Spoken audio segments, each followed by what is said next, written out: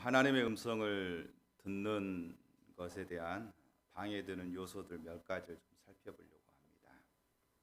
창세기 26장 12절에서 18절 말씀 같이 보도록 하겠습니다. 창세기 26장 12절에서 18절.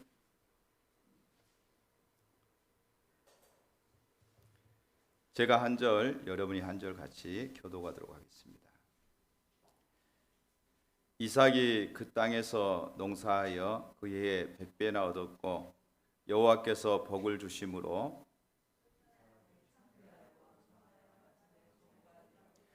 양과 소가 떼를 이루고 종이 심이 많으므로 블레셋 사람이 그를 시기하여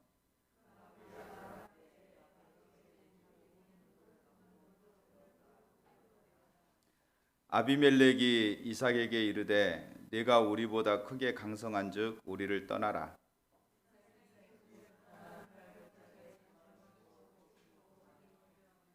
그 아버지 아브라함 때에 팠던 우물들을 다시 팠으니 이는 아브라함이 죽은 후에 블레셋 사람이 그 우물들을 메었습니다. 이삭이 그 우물들의 이름을 그의 아버지가 부르던 이름으로 불렀더라. 아멘. 하나님의 백성들이 하나님의 음성을 듣는 것은 너무나 당연한 겁니다. 그런데 하나님의 음성을 들으려고 할 때에 방해하는 요소들이 있습니다.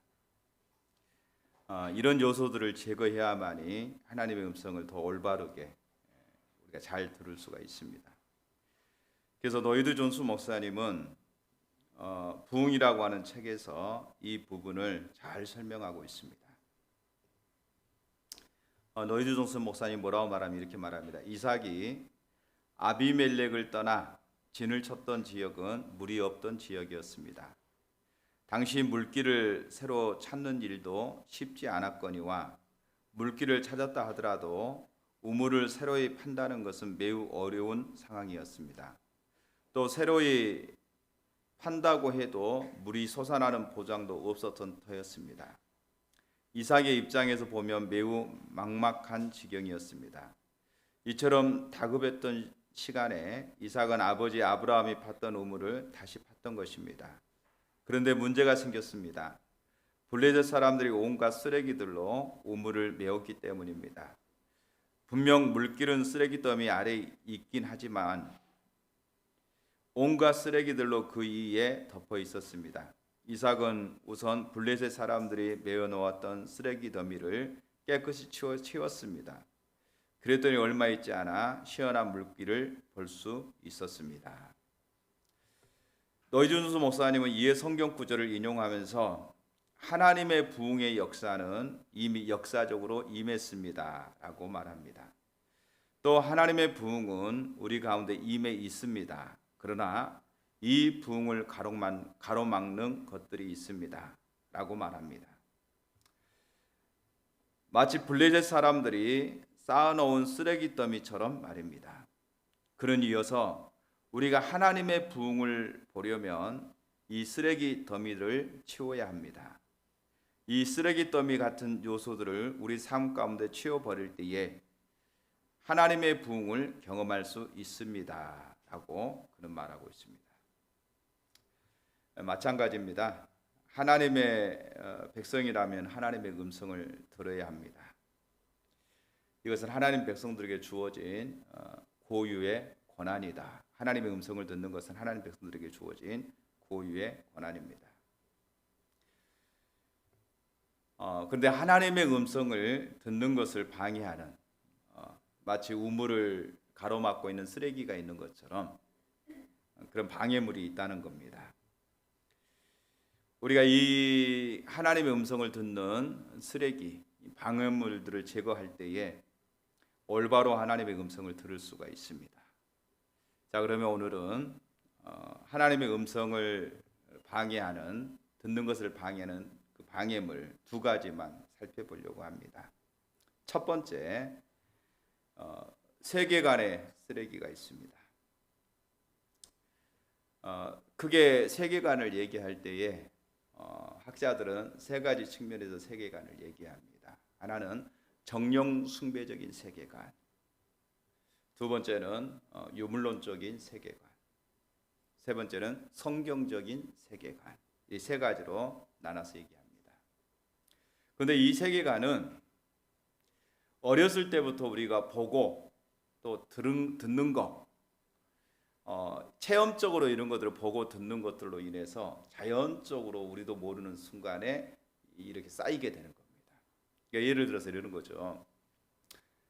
내가 어느 지역에서 자랐느냐에 따라서 어떤 세계관이 형성이 되는 겁니다. 경험하고 보고 듣고 이러므로 인해서 세계관이 형성이 되는 거예요. 예를 들어서 이러는 거죠. 대한민국이 똑같이 살아도요, 전라도에서 태어나면 전라도 사람들이 가지고 있는 그 세계관이 있어요. 그러니까 왜 똑같이 저기 하는데 전라도 사람들하고 경상도 사람들하고 보는 눈이 다를까? 또 북한 사람도 또 다르죠. 왜냐하면 어렸을 때부터 계속 듣고 보고 그러다 보니까 자기도 모르는 순간에 세계관이 형성이 된 겁니다. 우리가 그 찬양 중에 그랬잖아요. 동서남북. 동서가 하나 되고 남북이 하나 되는. 근데 이게 정말 쉽지가 않아요. 정치적인 면에서 동과 서가 얼마나 다른 어떤 세계관을 가지고 있습니까? 특별히 전라도 쪽에는 진보적인 성향들이 강하다고 한다면 경상도 쪽에는 보수적인 성향이 강하고요. 그러니까 이게 참 서로 간에 융합되고 합쳐지고 이런 부분들이 쉽지가 않는 거예요. 오랜 세월 동안 보고 또 체험하고 듣는 얘기들이 나도 모르는 순간에 세계관으로 딱 자리 잡고 있다 보니까 참 희한한 게 그거예요. 십자가 복음을 같이 공부하고 하나님의 음성을 듣고 하나님과의 관계가 매우 중요하다고 얘기함에도 불구하고 정치적인 얘기만 하면 완전히 달라요. 그죠? 그러면 여러분들은 그럴 거예요. 나는 우리가 많은데 그 사람도 이상할까? 그 반대쪽인 사람들도 뭐라고 할까요? 전라도 사람들 참 이상해. 이렇게 또 얘기할 거예요. 그러니까 이게 무슨 문제냐면요, 저는 세계관의 문제라고 생각합니다. 그러니까 자동적으로 어렸을 때부터 봤어요, 들었어요. 오래도록 그것들을 보고 자라나면서 나도 모르는 순간에 하나의 어떤 그런 세계관으로 정립되어 버린 겁니다. 여러분 보세요. 이제 우리 유교적인 세계관, 어찌 보면 정령 숭배적인 세계관. 어렸을 때 당연히 명절날은 산소예를 가야 되죠. 또 제사를 지내야지요. 등등 그렇게 쭉 자라다 보니까 또 여러분 전설의 고향 같은 거 어렸을 때 계속 보잖아요. 귀신 그러면 동양인은 뭐 귀신이 사람이 죽으면 사후에 귀신이 있다 이렇게 생각하니까요. 그런 어떤 정령 숭배적인 사고나 세계관이 우리도 모르는 순간에 이미 이렇게 접목되어져 있는 거죠. 들어와 있는 거예요. 그래서 어두운 데 가면 무서워서 못 가. 귀신 때문에. 그래서 우리가 그 수련회 같은데 중고등부 수련회 이렇게 하다 보면 예전에 이렇게 담력을 쌓기 위해서 묘지까지 갔다 온다든지 등등 한단 말이죠. 못 가요. 귀신 나올까 봐. 이게 예전에 전설의 고향 이런 것들 통해서 자연적으로 습득하게 되는 거죠. 귀신이 있다, 귀신이 무섭다. 이렇게 해가지고 사람들에게 심어주는 겁니다. 귀신이 있구나. 이렇게. 그러니까 이런 어떤 정령 숭배적인 세계관이 뿌리박게 되어 있고요. 이런 어떤 정령 숭배적인 세계관을 가지고, 그러니까 정령 숭배라는 것은 모든 사물에 뭐가 있다? 신적인 존재가 있다고 얘기하는 거죠. 어떤 데 이렇게 가다 보면은요, 도로 중앙에 뭐가 있냐면은 나무가 그대로 있어요. 그래서 사고가 많이 나요. 그 나무 때문에. 근데 그 나무를 베어야 되는데 못 베어요. 왜? 그 나무를 베다가 큰 화를 당할까 봐 못 하는 거죠. 왜? 이 신적인 존재가 있어서 해코지한다고 생각하는 거예요.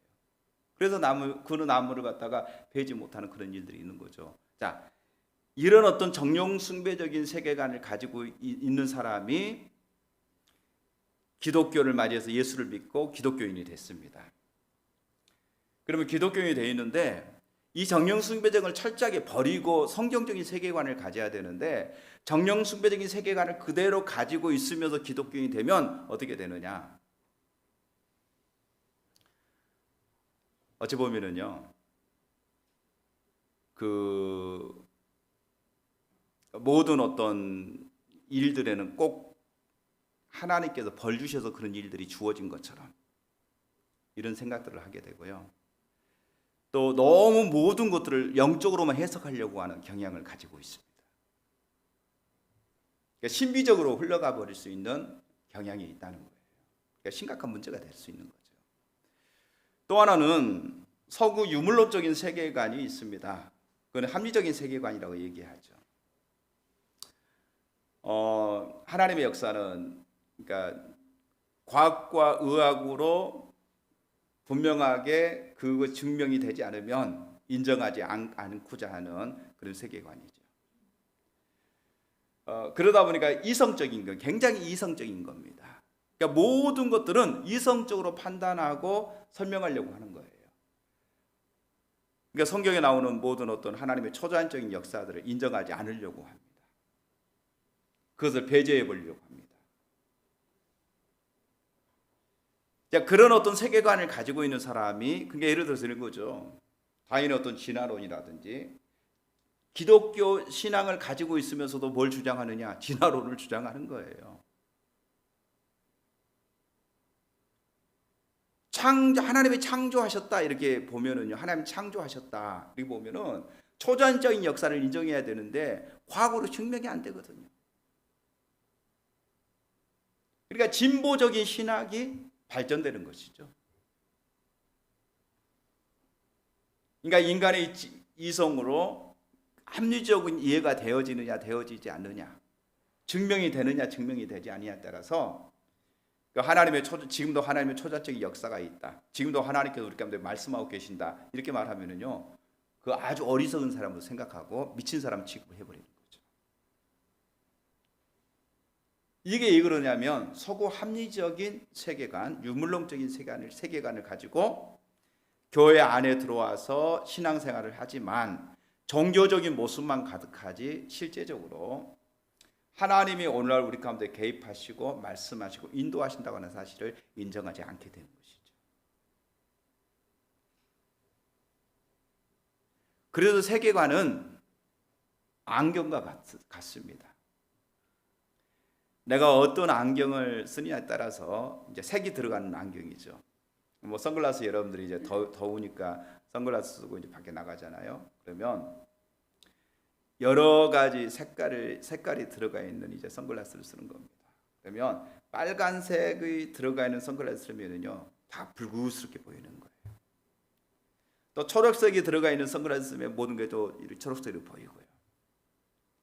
저 같은 경우는 이제 좀 검정색, 색깔이 짙은 것을 쓰다 보니까 밝잖아요. 근데 그거 쓰면은 이제 좀 어두컴컴하잖아요. 비가 올라나? 왜 날씨가 이렇게 어둡지? 안경을 썼다고 하는 거 잊어버리고 햇빛이 가려지니까 아유, 이게 날씨가 갑자기 어두워졌네, 비 올라나? 이런 생각을 갖는 거죠. 안경 벗어보면 팍 이렇게 날씨가 굉장히 밝은 거죠. 그러니까 마치 그 선글라스로 그렇게 색깔이 들어가 있는 선글라스 쓰면은 그 관점을 가지고 세상을 보려고 하는 거예요. 그러니까 내가 어떤 세계관을 가지고 있느냐에 따라서 보는 각도가 달라진 거죠. 그러니까 서구 합리적인 세계관을 가지고 있는가, 그 영향을 받았는가, 우리도 모르는 순간에 그런 영향을 받아가지고 신앙생활을 하면서도 자꾸 그 관점에서 보려고 하는 경향이 있다는 거예요. 또 정령 숭배적인 세계관의 영향을 받아서 신앙생활을 하면서도 여전히 그런 정령 숭배적인 세계관을 가지고 성경을 보고 또 기도하면서 하나님 음성을 듣고자 하는 그런 자세를 가질 수도 있다는 거죠. 그렇지만 성경적인 세계관을 갖는 것이 매우 중요하다는 것이죠. 성경적인 세계관은 어떤 세계관이냐면은 우리가 예수님을 믿을 때에 이미 우리는 하나님의 나라의 백성이 됐습니다. 그러니까 하나님의 나라는 건 하나님께서 통치하시고 다스리시는 하나님의 나라, 그리고 하나님이 통치하고 다스리는 그 나라에서 우리는 하나님의 백성으로서 그 하나님과의 인격적인 교제를 가지고 그 하나님의 음성을 듣고 그 하나님의 인도하심을 따라 살아가는 삶이 바로 하나님의 나라가 우리 가운데 임했다라고 얘기하고 있습니다. 그래서 성경적인 세계관에서는 당연히 하나님의 백성들은 하나님의 음성을 듣는 것이 너무나 당연한 거예요. 그래서 하나님의 음성을 듣고 그 하나님의 인도하심을 따라 살아가는 그 삶을 사는 것이 성경적인 세계관입니다.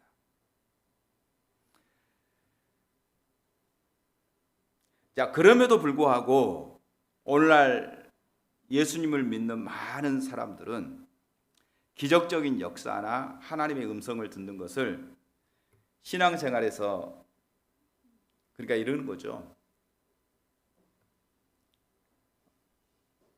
그 재수가 좋으면 경험되게 되는 초자연적인 역사라고 생각합니다. 여러분 보세요. 정령 숭배적인 세계관에서 영적인 것을 경험한다라고 했을 때에 정령 숭배적인 세계관에서는 뭐가 강조될까요?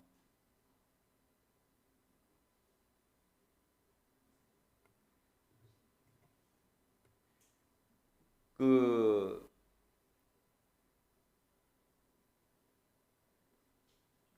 무속신앙에서는 뭐가 강조되죠?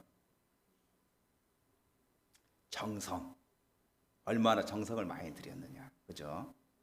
그러다 보니까 새벽에 일어나서 목욕제게 하고 정한수에다 물 떠놓고 이렇게 비는 거죠. 정성을 들이는 거예요, 정성을.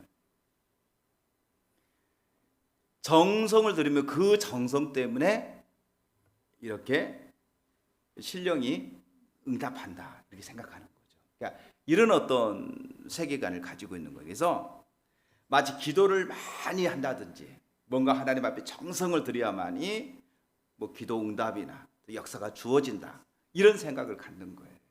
그러니까 내가 정성을 하나님 앞에 정성을 안 하면, 다시 말하면 금식을 한다든지 간절하게 기도해야만이 하나님의 음성을 들을 수 있다, 그런 것들을 경험할 수 있다, 이렇게 생각하다 보니까 그런 사고를 가지다 보니까 하나님 앞에 정성을 다해서 하려고 하는 그런 성향을 갖게 되는 겁니다. 그것을 경험할 수 있다고 생각합니다.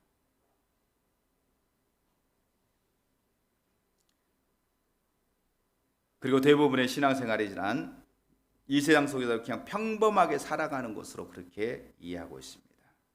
이것이 이제 잘못된 세계관이죠. 그러니까 정령 숭배적인 세계관을 가지고 있는 사람은 열심히 공을 들여요. 정성을 다 하는 어떤 그런 자세를 가지고 있어요. 그러니까 어떠 보세요.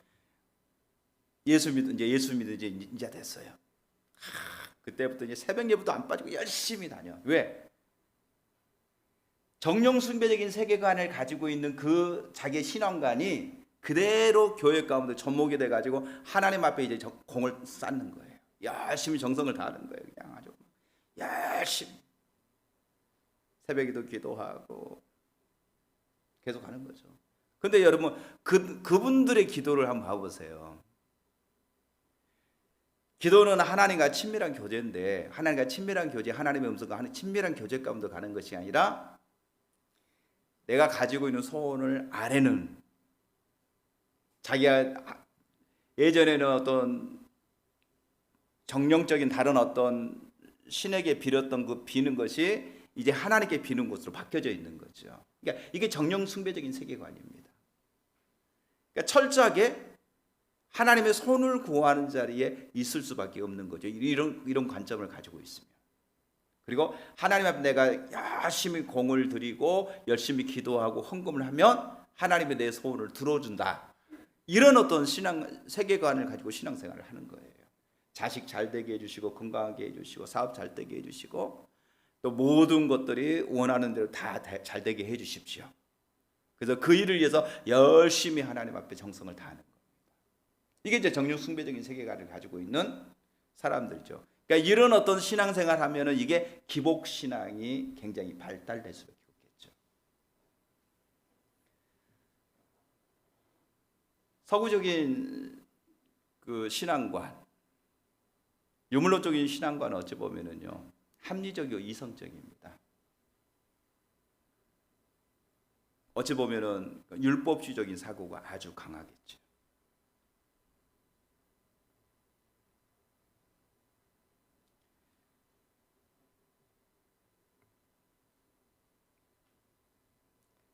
찰스 크라프트 박사는 이렇게 말합니다. 우리가 하나님의 역사를 경험하지 못하는 가장 큰 이유는 기도를 적게 해서가 아니라 금식을 하지 않아서가 아니라 잘못된 세계관 때문이다. 이렇게 말합니다. 그는 세계관이 성경적으로 바뀌어야 하나님의 진정한 역사를 경험할 수 있다. 이렇게 말합니다.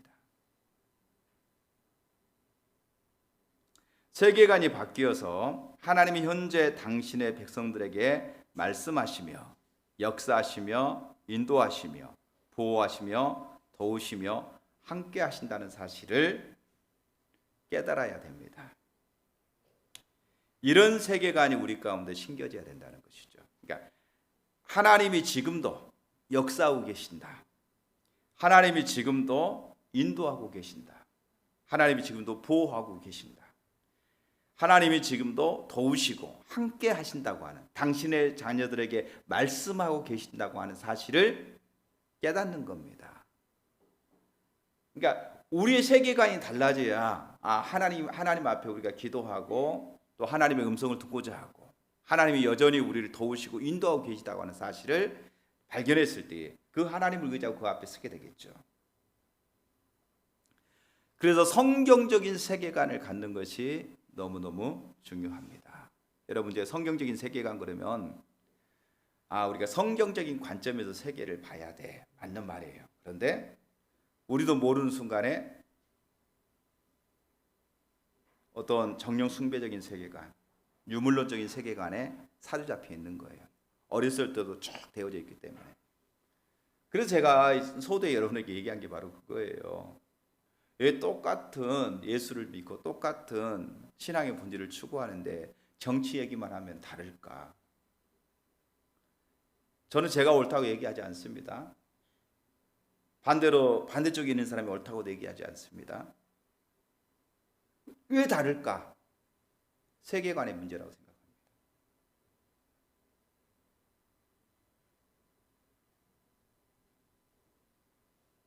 똑같은 세계관을 가지고 보는 것이 똑같을 텐데 왜 다를까? 우리도 제가 만약에 전라도에 태어나지 않고 경상도에서 태어났다고 한다면 내가 어떻게 또 이렇게 정치적인 부분을 봤을까? 지금과 똑같을까? 모르겠어요.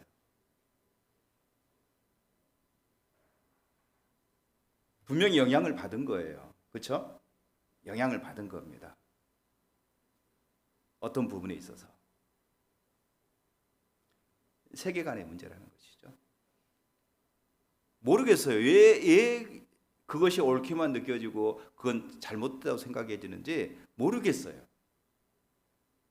억지를 부리는 것도 아닌데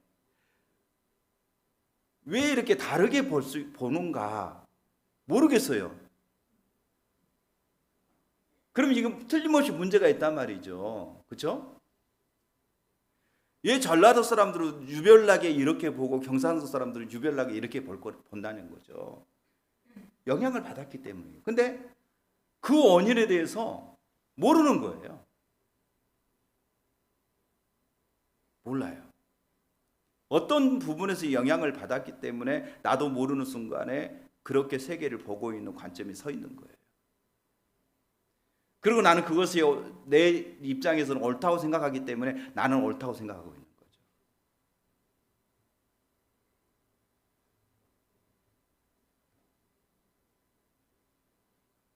그러니까 이게 우리도 모르는 순간에 그렇게 세계관에 영향을 받고 있다고 하는 사실을 저와 여러분이 기억해야 됩니다. 그래서 성경적인 세계관을 갖는 것이 매우 중요합니다. 두 번째 요소는요. 신학적인 방해물, 신학적인 쓰레기가 있습니다.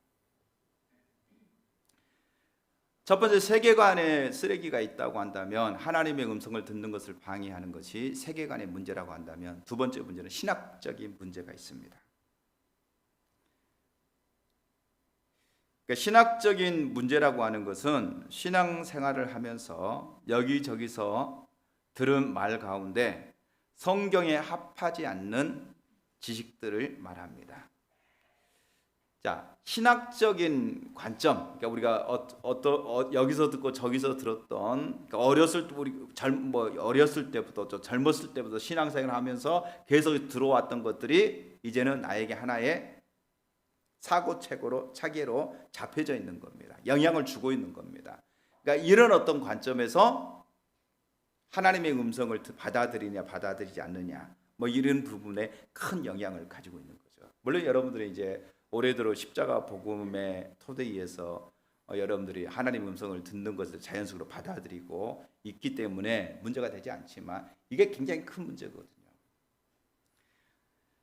첫 번째는요, 신학적인 부분의 첫 번째는 이신론입니다. 이신론이라는 말은 그 말은 나눈다는 거예요. 나눈다는 겁니다. 그러니까 하나님이 창조주시다. 하나님이 전지전능하시다. 하나님이 역사하신다.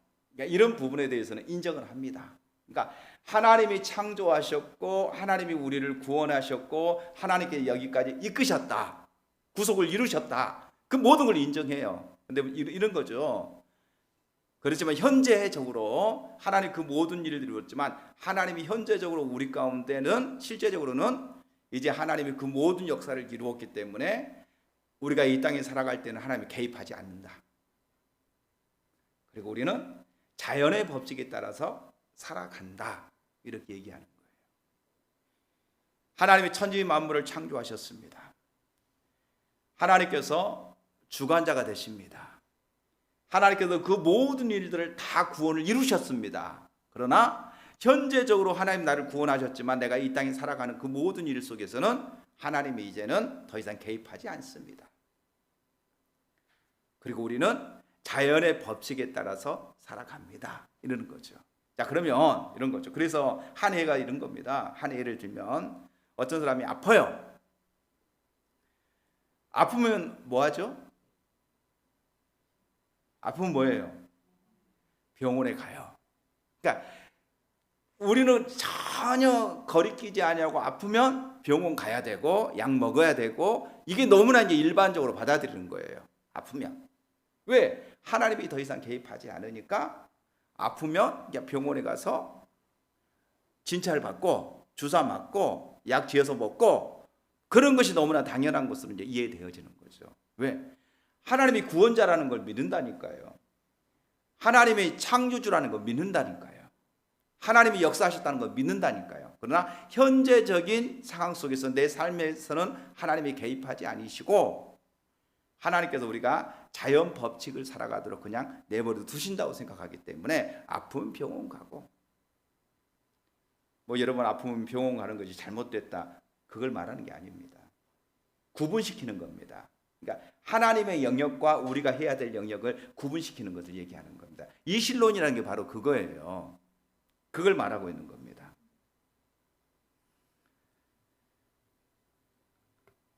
그래서 이신론에서는요, 기적이나 표적을 기대할 수가 없습니다.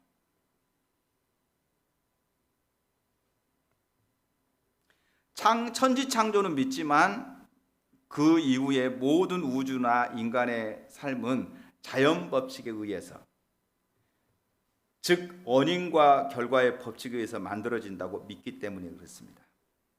그래서 이신론에서는 철저하게 기적을 배제합니다. 자, 이런 이신론적인 인식 속에서 자라나게 되는 것이죠. 그런데 오늘날 이 사상에 물든 성도들이 의외로 많습니다. 이신론을 숭배하는 것이 아니라 인식 속에 그 사상이 들어있다는 겁니다. 즉 이런 거죠. 창조주 하나님을 분명히 믿습니다. 하나님이 절대자이심을 믿습니다. 그러나 일상의 삶 속에서는 더 이상 하나님의 역사를 기대하지 않습니다. 자연 법칙이란 것이 있기 때문입니다.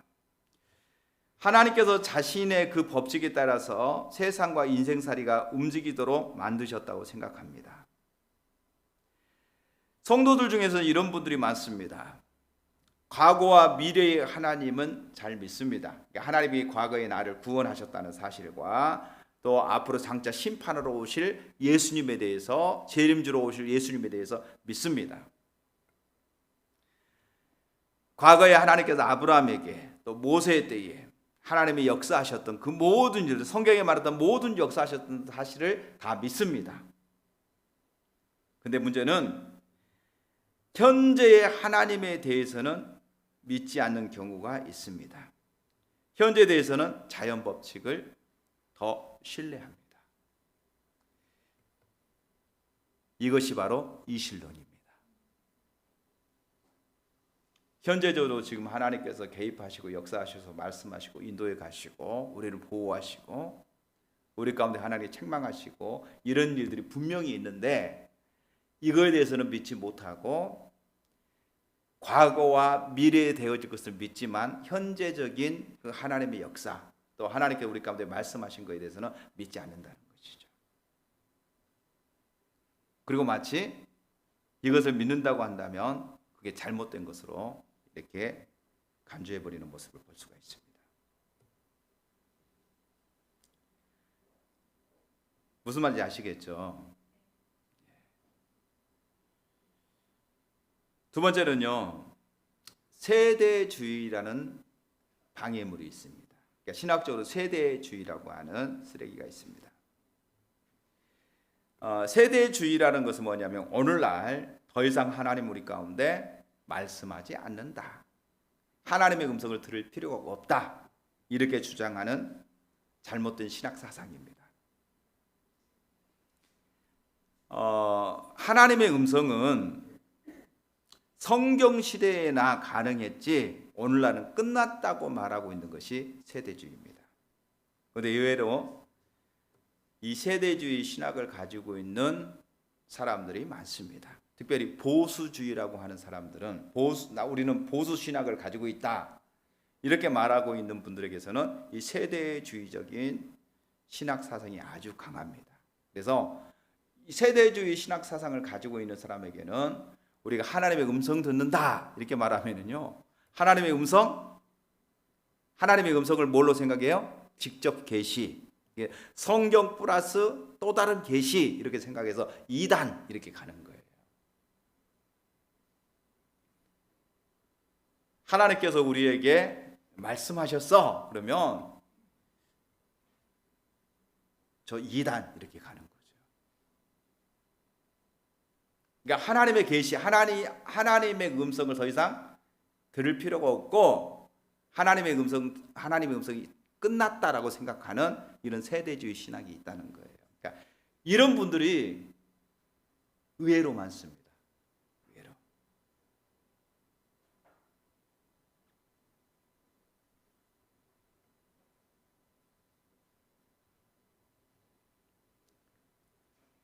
장로교 신학을 가지고 계신 분들은 전부 다 거짓 세대주의예요. 근본주의, 세대주의 신학의 입장에 있습니다.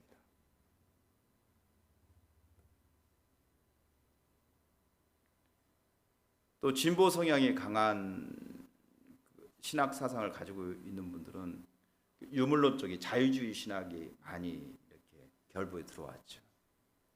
그래서 자유주의 신학에서는요, 성경에 나타난 하나님의 초자연적인 역사를 인정하지 않아요.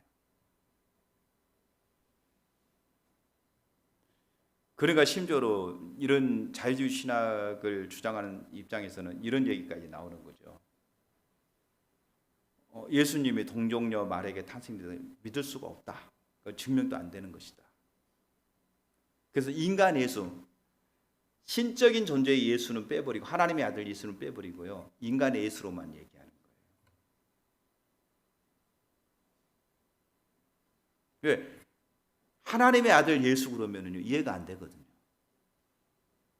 증명도 안 되고. 그러니까 인간의 예수로만 되어지는 거죠.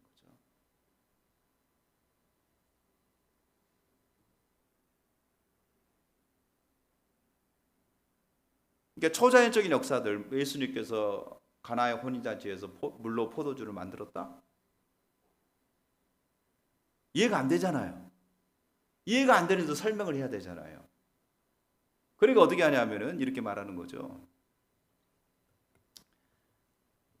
주인이 가나 혼인잔치에 손님들 많이 오니까 안 좋은 포도주를 내놨다가 이제 안 좋은 포도주를 내놨다가 어느 정도 다 이제 술이 채고 그러니까 나중에 좋은 포도주 내놨다.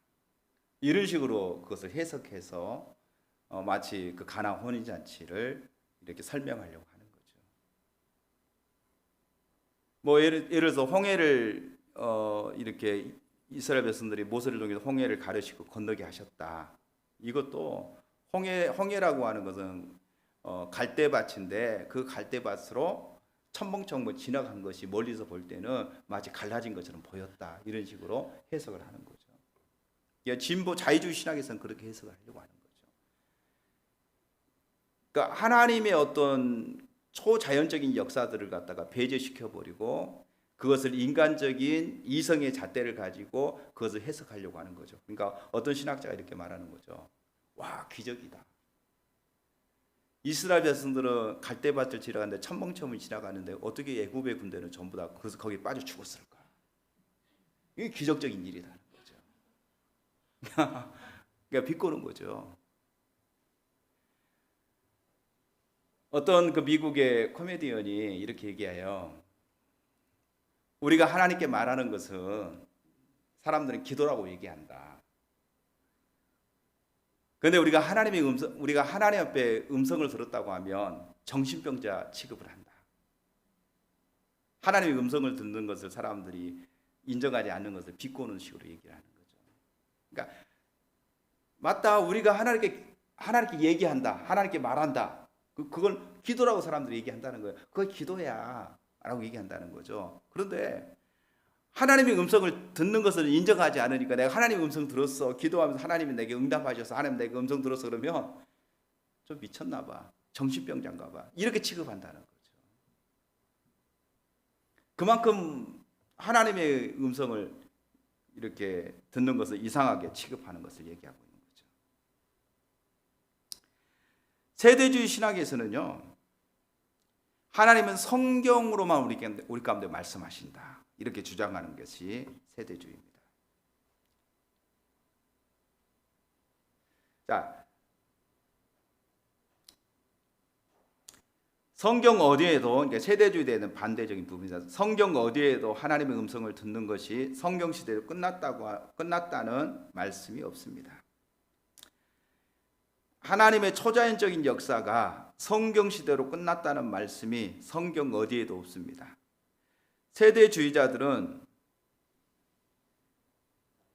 세대주의자들이 주장을 폐기된 데에는 이런 배경이 있습니다. 하나님의 역사는 새 시대에 집중되었다. 모세와 여호수아 시대, 엘리야와 엘리사 시대, 예수님과 제자들 시대가 그것이다.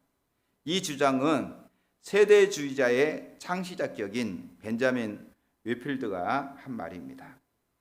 그의 주장은 간단히 말해서 이렇게 우리가 해석할 수 있습니다. 하나님의 역사가 모세 시대에 집중된 이유는 모세를 통해서 하나님의 율법을 주시기 위함이요. 엘리야 시대에 집중된 이유는 선지자들을 세우시려고 뒷받침하기 위함이요. 예수님과 제자 시대에 집중된 이유는 그들을 통해서 신약을 세우시기 위함이었다.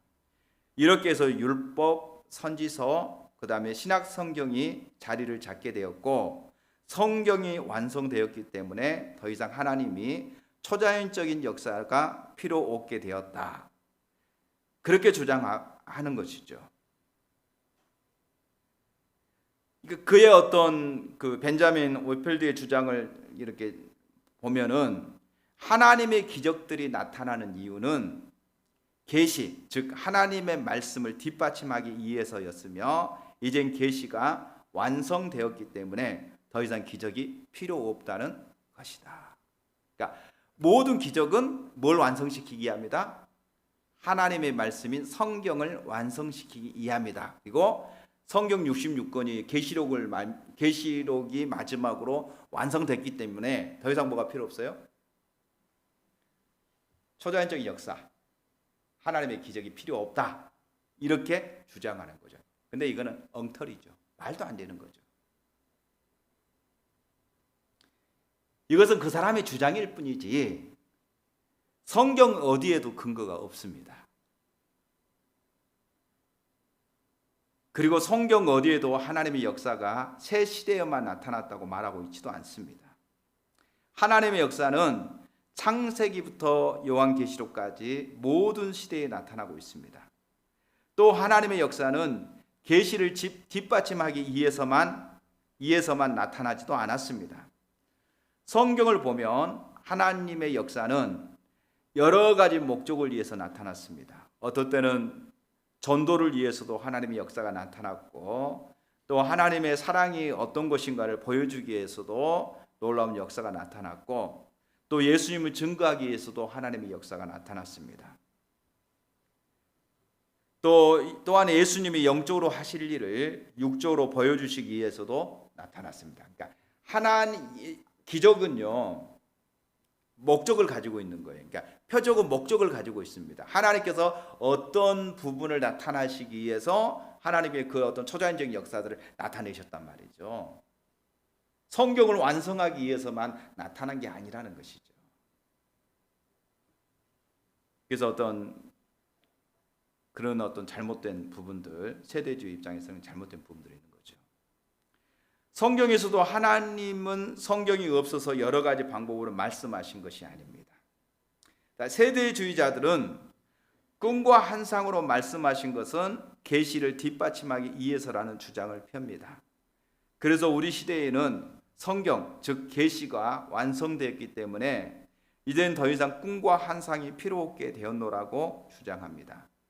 그러나 하나님은 과거에도 그 당시 성경이 없어서 여러 가지 방법으로 말씀하신 것이 아닙니다. 예를 들어 베드로를 보십시오. 고넬료의 집에 가서 복음을 전하라고 말씀하실 때에 하나님은 다양한 방법을 통해서 말씀하셨습니다. 우선 베드로가 주의 음성을 들었습니다. 또한 천사를 고넬료의 집에 보냈습니다. 성령이 말씀하셨습니다. 환상을 보았습니다. 이것만 보아도 하나님께서는 다양하게 말씀하신 것을 봅니다.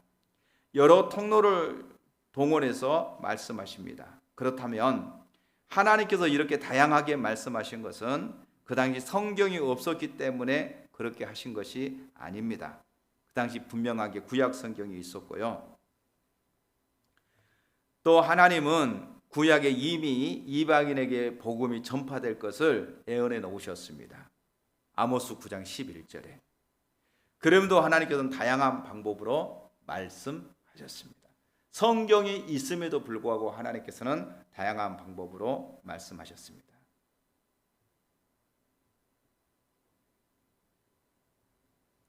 그래서 우리의 기준은 성경입니다. 성경 외에는 어떤 기준도 없습니다. 하나님께서 사람들에게 어떻게 말씀하시는가에 대한 기준도 성경에서 찾아야만 합니다. 실제로 성경 외에 어디에도 하나님께서 우리에게 말씀하시는 방법에 대해 말씀하고 있지 않습니다. 즉 성경이야말로 하나님께서 우리에게 말씀하시는 방법에 대한 기준입니다. 그런데 이 성경에 보면 하나님께서 여러 가지 방법으로 우리에게 말씀하셨습니다. 예전이나 지금이나 마찬가지입니다. 꿈, 환상, 꿈, 은사를 통해 말씀하시기도 하고 직접 육성으로 말씀하시기도 하십니다. 때론 천사를 통해서도 말씀하십니다. 성경이 그것을 말하고 있습니다. 성경 어디에도 하나님께서는 성경을 통해서만 말씀하신다고 말하는 구절을 찾을 수가 없습니다. 자, 그런데 이거죠. 하나님께서는 성경에 보면은 다양하게 하나님께서 예수님도 그렇게 하나님의 음성을 들었고 또 여전히 하나님 그렇게 말씀하세요. 사도들을 보게 되면 하나님의 다양한 방법으로 말씀하시잖아요. 근데 문제는 이겁니다. 그 모든 것은 뭘 통해서 분별해야 된다고요? 성경을 통해서. 그래서 우리는 항상 지금도 꿈을 통해서 하나님 말씀하시죠. 환상을 통해서 말씀하시죠. 감동을 통해서 말씀하시죠. 성령님에 의해서 꿈과 환상과 다양한 모습을 통해서 지금도 말씀하십니다. 아멘. 그런데 우리는 내가 그렇게 들었기 때문에 성경에 다양한 방법으로 말씀하신다고 하니까 하나님께서 다양한 방법으로 말씀하시니까 그게 하나님의 음성이야 이렇게 생각해서는 안 됩니다.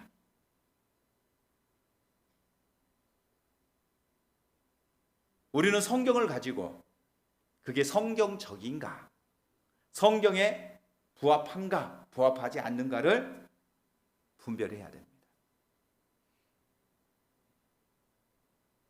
성경에 입에된다 그러면 아무리 뚜렷하게 들었다 할지라도요, 그건 하나님의 음성 아니에요. 성경적인가, 성경적이지 않는가. 성경의 큰 틀을 통해서, 맥락을 통해서 우리가 그 부분이 성경의 말씀에 부합한 것인가 부합하지 않는가를 살펴봐야 됩니다.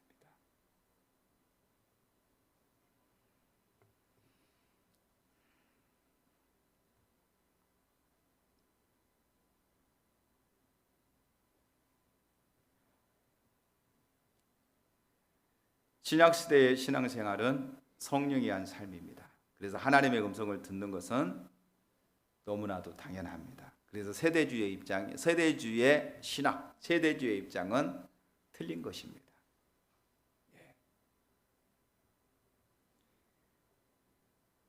제가 처음에 이신론에 대해서 얘기했고요. 두 번째는 세대주의에 대해서 얘기했습니다. 마지막 하나만 더 살펴보고 마치겠습니다.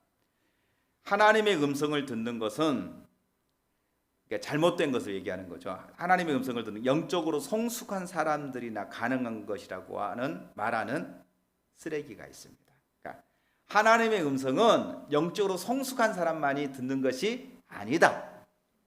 하나님의 음성은 모두가 다 들을 수 있다.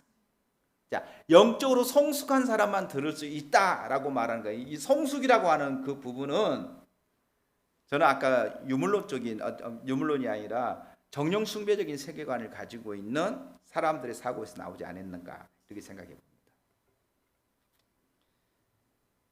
성경 어디에도 하나님의 음성을 듣는 것이 기도 많이 한 사람이나 영적으로 성숙한 사람들의 전유물이라고 말하고 있지 않습니다. 오히려 성경은 하나님의 음성을 듣는 것이 하나님의 자녀들에게 주신 고유의 권한이다 이렇게 증거합니다.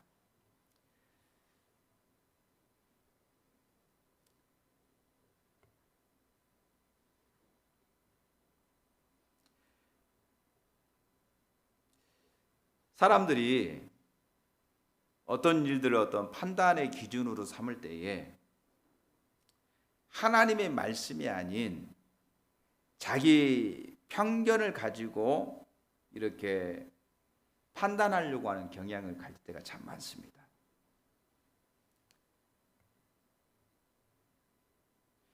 하나님의 말씀이 그러하기 때문에 자기 자신을 바꿔야 되는데 그러지 아니하고 하나님 말씀을 자기 관점으로 맞추려고 하는 이런 경향들이 있다는 것이죠.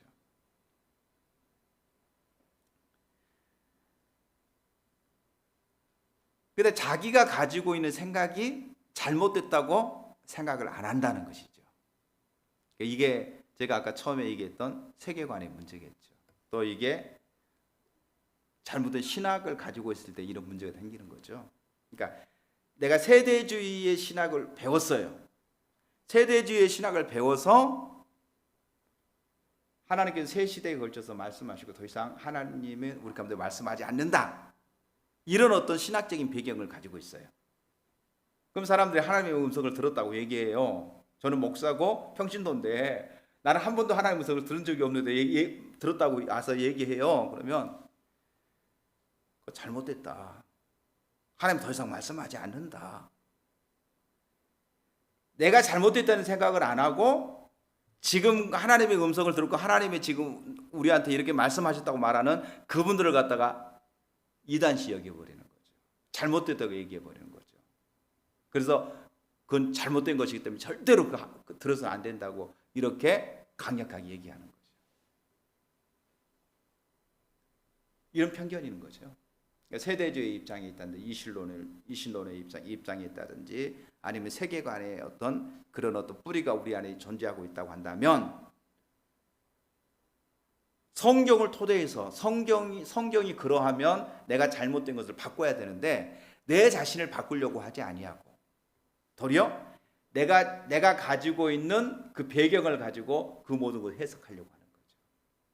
이게 무서운 거예요. 그러니까 성경으로 돌아가야 된다는 말이 매우 중요해요.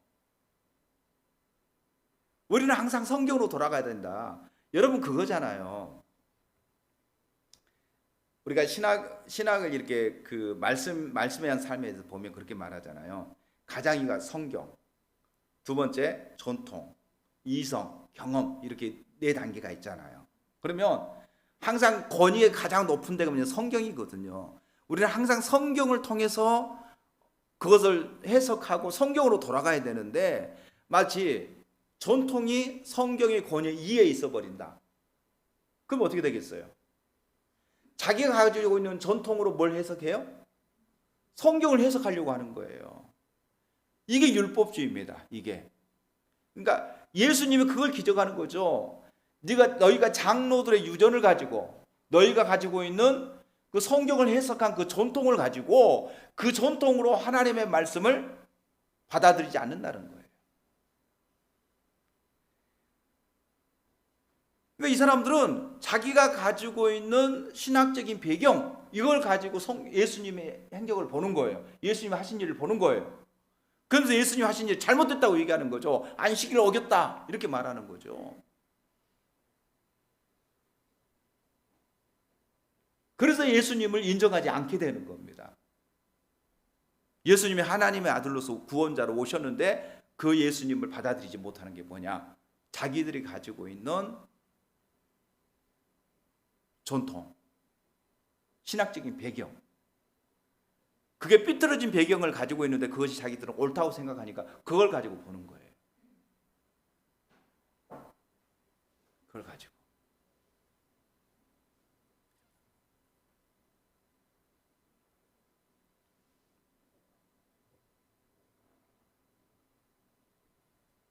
그러니까 보세요. 오늘날도 우리가 올바른 관점을 성경적인 관점을 갖는 게 매우 중요하잖아요. 우리가 하나님의 나라의 관점에서 여전히 오늘날도 하나님께서 우리 가운데 말씀하신다고 하는 그 토대를 가지고 드려야 되는데 그러지 않고 이런 어떤 신학적인 쓰레기라든지 또 세계관의 어떤 쓰레기를 내가 가지고 있고 그런 것들을 가지고 있으면서 이것을 갖다가 버리고 성경적인 어떤 세계관을 가지고 올바른 성경적인 그 관점을 가지고 있어야만이 설교를 듣는다든지 하나님의 말씀을 본다든지 이랬을 때에 그 하나님께 맞춰서 내 삶을 조정해야 되잖아요. 그렇죠? 하나님 말씀이 주어지면 내가 잘못된 것이 보여지면 회개하고 돌이켜야 되죠. 그런데 자기 자신을 회개하고 돌이키려고 하지 않고 자기하고 맞지 않기 때문에 배격해버리는 이런 일이 있다고 한다면 이게 얼마나 심각한 문제냐는 거죠.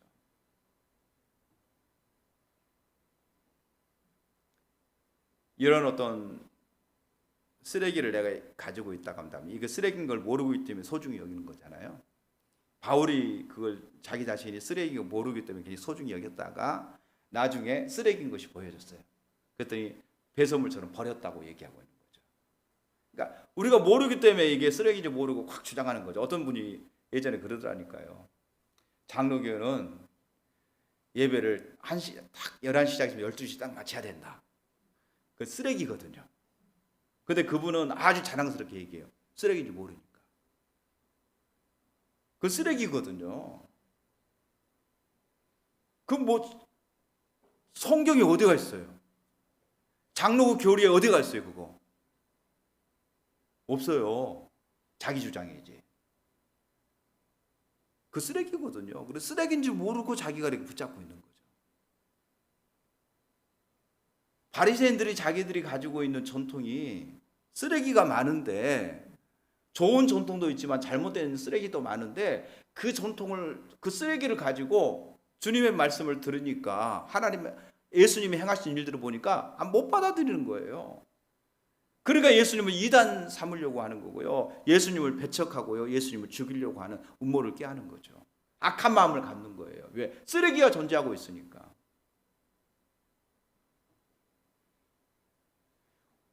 오늘날도 마찬가지입니다. 우리도 모르는 순간에 이런 세계관이나 또 신학적인 쓰레기들이 우리 안에 차곡차곡 어렸을 때 나도 모르는 순간에 차여있다고 한다면 이것이 하나님의 말씀을 통해서 우리가 하나님의 음성을 듣고 또 하나님께서 여러 부분을 우리에게 말씀하시는 하나님의 음성을 듣는 것을 방해하고 그 말씀 앞에 정직하게 대면하지 못하게 하는 쓰레기가 우리 가운데도 있다는 거예요. 이런 것들이 보여주고 이런 것들을 철저하게 버리게 될 때에 더 투명하게 하나님의 음성을 듣게 되고요. 더 분별하게 되는 일들이 주어질 줄로 믿습니다. 이처럼 오늘 두 가지만 살폈지만은 이런 하나님의 음성을 듣는 것을 방해하는 쓰레기. 하나님은 여전히 오늘날도 말씀하시는데 마치 말씀하지 않는 것이 당연한 것처럼 여기는, 하나님의 음성을 못 듣는 것이 당연한 것처럼 여기는 이런 부분들, 친밀함이 없는 것이 당연한 것처럼 여기는 이런 잘못된 신앙생활, 이건 우리 앞에 하나님과의 교제하는 것을 방해하는 쓰레기의 문제입니다. 이런 쓰레기들 우리 삶 속에 철저하게 버려져야 될 줄로 믿습니다. 찬양하고 기도하겠습니다.